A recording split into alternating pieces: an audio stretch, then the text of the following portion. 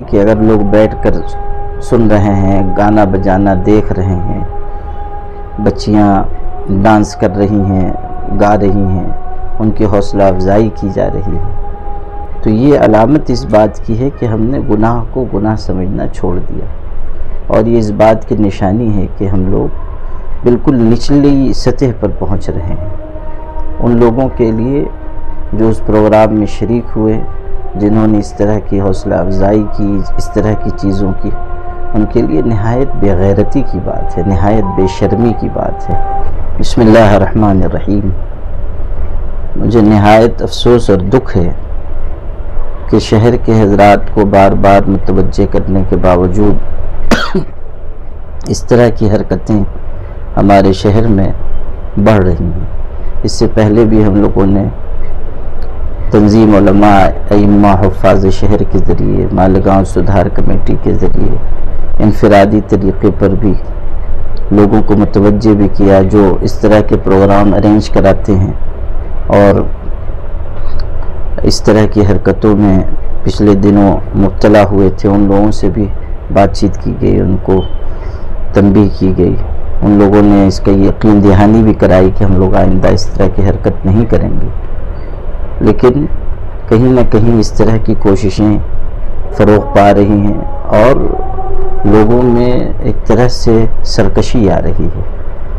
اب آپ اندازہ کیجئے کہ اگر لوگ بیٹھ کر سن رہے ہیں، گانا بجانا دیکھ رہے ہیں، بچیاں ڈانس کر رہی ہیں، گا رہی ہیں، ان کی حوصلہ افزائی کی جا رہی ہے، تو یہ علامت اس بات کی ہے کہ ہم نے گناہ کو گناہ سمجھنا چھوڑ دیا، اور یہ اس بات کی نشانی ہے کہ ہم لوگ بالکل نچلی سطح پر پہنچ رہے ہیں۔ ان لوگوں کے لیے جو اس پروگرام میں شریک ہوئے، جنہوں نے اس طرح کی حوصلہ افزائی کی، اس طرح کی چیزوں کی، ان کے لیے نہایت بے غیرتی کی بات ہے، نہایت بے شرمی کی بات ہے، اور جو لوگ اس طرح کے گناہ کی چیزوں کو عام کر رہے ہیں وہ بھی بہت بڑے مجرم ہیں۔ ایک چیز یہ ہے کہ آدمی انفرادی طریقے پر کسی گناہ میں ہے تو اس کو اس کا وبال ہوگا، لیکن وہ اس کی ذات تک ہے۔ اس طرح پورے معاشرے کو خراب کرنے کی کوشش کرنا، لڑکیوں کے اندر بے حیائی پیدا کرنا، یہ تو بہت ہی سنگین اور بہت خطرناک جرم ہے۔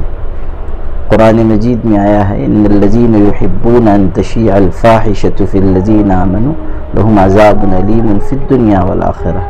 جو لوگ یہ چاہتے ہیں کہ مسلمانوں کے معاشرے میں بے حیائی پھیلے، ان کے لیے دنیا آخرت میں دردناک عذاب ہے۔ تو یہ ایسے ہی لوگ ہیں جو معاشرے میں خرابی، برائی، بے حیائی پھیلانے کی کوشش کر رہے ہیں۔